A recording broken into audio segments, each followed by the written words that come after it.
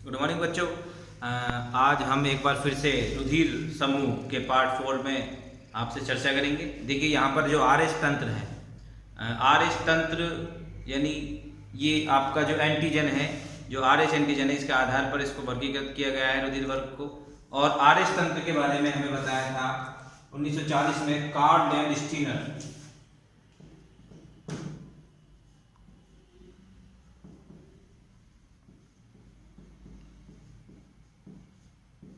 और बीनर ने, और अलेक्जेंडर एस बीनर।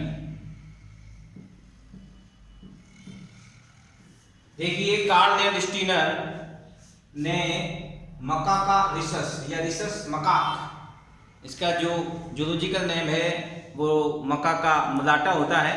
और ये जो रिसस है यहाँ से आर एच लिया गया है। ये जो आर एच है वो कहाँ से लिया गया है? रिसस से लिया गया है। सामान्यतः जो आपके 93% भारतीयों में आर एच कारक पाया जाता है। आर एच एंटीजन है, ये एक विशेष प्रकार का एंटीजन है जो आरबीसी की सतह पर चिपका हुआ पाया जाता है। जिनके अंदर ये पाया जाता है उन्हें आर एच धनात्मक रक्त समूह में रखा गया है, और जिनके अंदर नहीं पाया जाता उन्हें आर एच ऋणात्मक रक्त समूह में रखा गया है। भारत में मैंने अभी बताया आपको 93% लोगों में आर एच कारक पाए जाते हैं, अर्थात वो आर एच पॉजिटिव होते हैं। और बचे 7% लोगों में आर एच कारक नहीं पाए जाते, अर्थात वो आर एच नेगेटिव होते हैं, अर्थात आर एच ऋणात्मक होते हैं। देखिए आर एच एंटीजन का प्राकृतिक रूप से कोई एंटीबॉडी नहीं पाया जाता।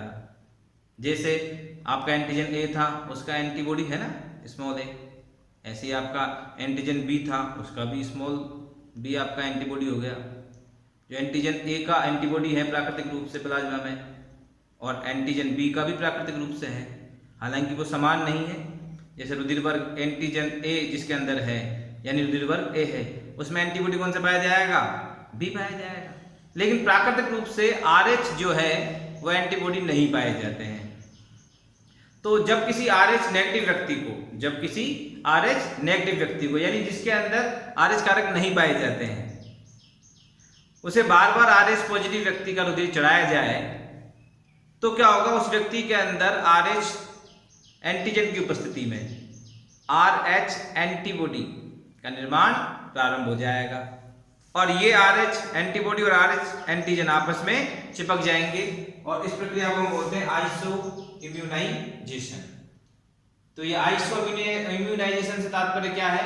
हम क्या करेंगे, जब किसी आर एच नेगेटिव व्यक्ति को बार बार आर एच पॉजिटिव व्यक्ति का रुधिर चढ़ाया जाता है तो उसके अंदर आर एच एंटीबॉडी का निर्माण हो जाता है, फिर आपस में उसके अंदर एग्लूटिनेशन हो जाएगा, हम बोलेंगे आइसो इम्यूनाइजेशन। अब एक यहाँ जो विपरीत परिस्थिति आती है, जो भयंकर परिस्थिति आती है, जो गंभीर अवस्था आती है, वो होती है आर एच नेगेटिव महिला का विवाह। जब किसी आर एच पॉजिटिव पुरुष के साथ करवा दिया जाता है, तो चूंकि आर एच पॉजिटिव क्या है? एक प्रभावी रक्त समूह है, यानी आर एच पॉजिटिव पुरुष या आर एच नेगेटिव महिला, या आर एच नेगेटिव यानी पुरुष और महिला में यदि दोनों में से कोई भी पॉजिटिव हो या नेगेटिव हो, संतान हमेशा पॉजिटिव ही आनी है। पुरुष पॉजिटिव है, माता नेगेटिव है, तो संतान पॉजिटिव होगी। और यदि पुरुष नेगेटिव है, माता पॉजिटिव है, तो संतान क्या होगी? तो भी पॉजिटिव होगी, क्योंकि आर एच पॉजिटिव क्या है? एक प्रभावी रक्त समूह है। समस्या तब नहीं होती है जब पुरुष नेगेटिव होता है, क्योंकि उस समय माता क्या है? पॉजिटिव है, तो शिशु भी क्या होगा? पॉजिटिव होगा। तो शिशु और माता का रुधिर वर्ग दोनों क्या हो गया? पॉजिटिव, समस्या ही नहीं हुई। लेकिन समस्या तब होती है जब किसी आर एच पॉजिटिव पुरुष का विवाह आर एच नेगेटिव महिला के साथ करवा दिया जाता है। तो क्या होता है बेटा? उस समय ये होता है कि उसकी जो प्रथम प्रेगनेंसी है, फर्स्ट जो प्रेगनेंसी है, उसमें हमें पता है कि आर एच पॉजिटिव क्या है? प्रभावी लक्षण है, तो संतान का रुधिर वर्ग क्या होगा? पॉजिटिव होगा, यानी आर एच पॉजिटिव होगा। तो ये जो अपरा है उसका प्लेसेंटा, जो अपरा है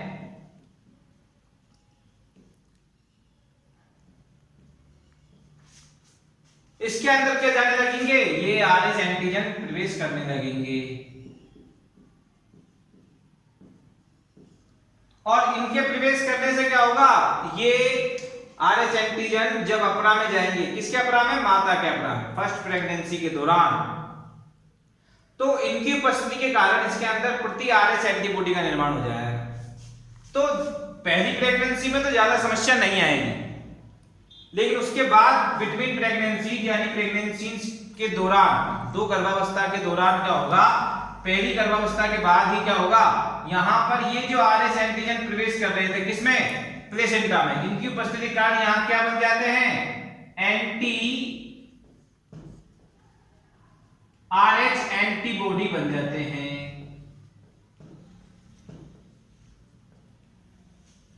RH एंटीबॉडी बन जाते हैं। अब जब दूसरी प्रेगनेंसी होगी, सेकंड प्रेगनेंसी होगी, तो क्या होगा, ये जो RH एंटीबॉडी है वो पहले से ही प्लेसेंटा में उपस्थित रहेंगे, ये प्लेसेंटा में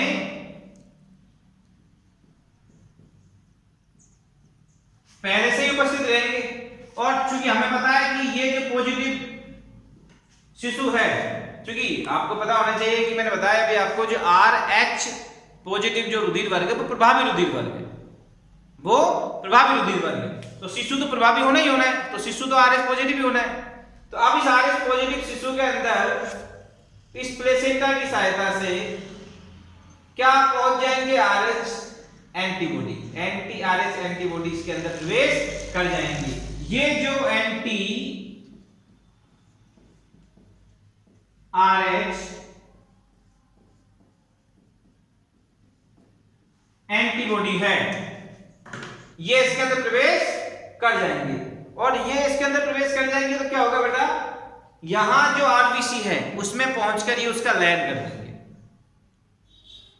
और इससे शिशु में गंभीर एवं घातक परिणाम उत्पन्न होते हैं, उसकी मृत्यु भी हो सकती है। शिशु में उत्पन्न इस रोग को हम बोलते हैं एरिथ्रोब्लास्टोसिस फिटेरिस, और ऐसा जो शिशु है उसको हम बोलते हैं रिसस शिशु।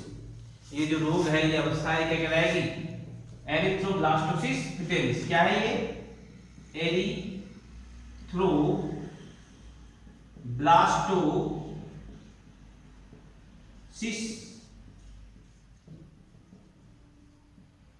फिटेरिस।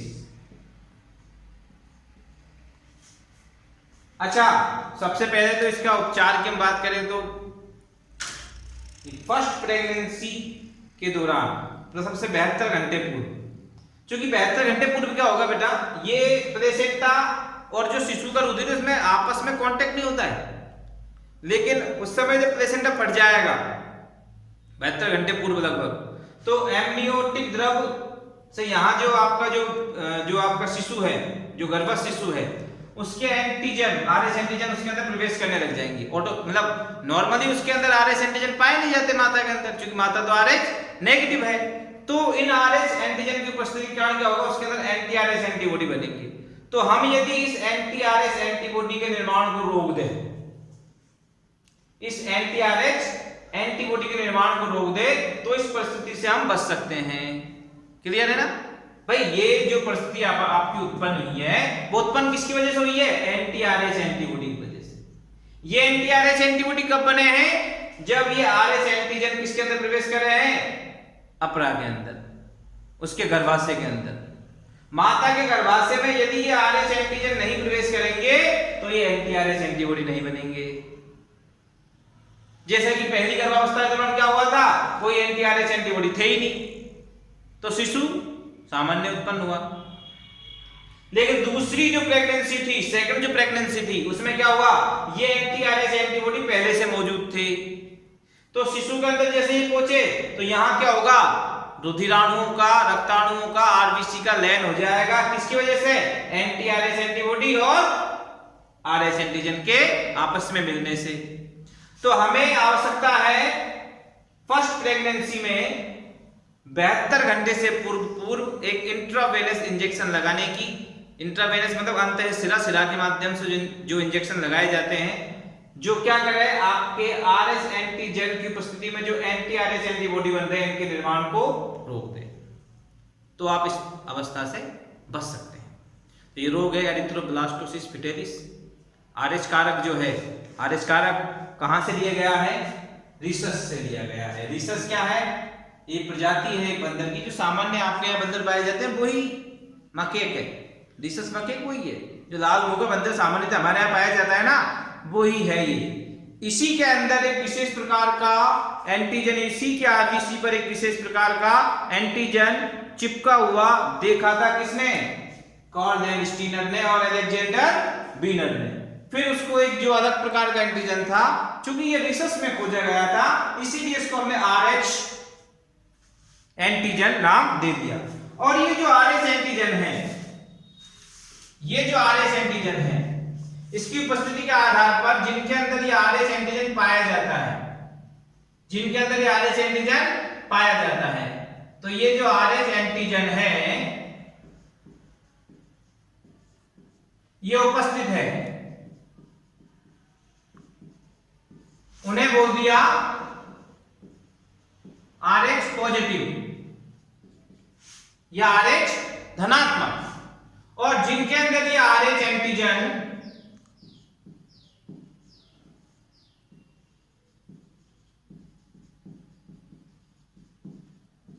अनुपस्थित है, उन्हें बोल दिया RH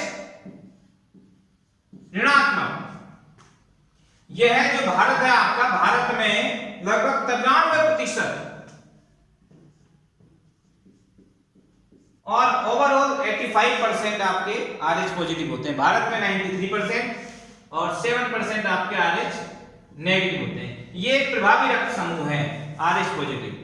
जब भी RH पॉजिटिव दंपति और RH नेगेटिव दंपतियों के मध्य क्रॉस करवाया जाता है, विवाह करवाया जाता है, तो संतान कौन सी होगी? बिल्कुल RH पॉजिटिव होगी। तो अगर माता नेगेटिव है तो समस्या कौन सी हो जाएगी सेकंड प्रेगनेंसी में? एरिथ्रोब्लास्टोसिस फिटेरिस हो जाएगी। उपचार क्या होगा इसका? ये एंटी-RH एंटीबॉडी के निर्माण को रोकना पड़ेगा। कब रोकना पड़ेगा? प्रथम गर्भावस्था के 72 घंटे पूर्व ही एक इंट्रावेनस इंजेक्शन लगाना पड़ेगा, जो क्या करता हो? जो इनके निर्माण को रोकता हो। That's it. ठीक है, तो ये RH कारक से संबंधित जो जानकारी थी हमने आपको दी। आशा करता हूं आपको पूरी तरह समझ में आई होगी। और एक चीज और बच्चों, ये जो हम आपको बोर्ड पर समझा रहे हैं ठीक से, तो आप इसके नोट्स भी बनाइए, ठीक? और इसको पूरा कंप्लीट आप एज ए नोट्स तैयार करें और फिर जो आपका जो ग्रुप है स्कूल का, उस पर आप उसको भेज दें। Okay, thanks.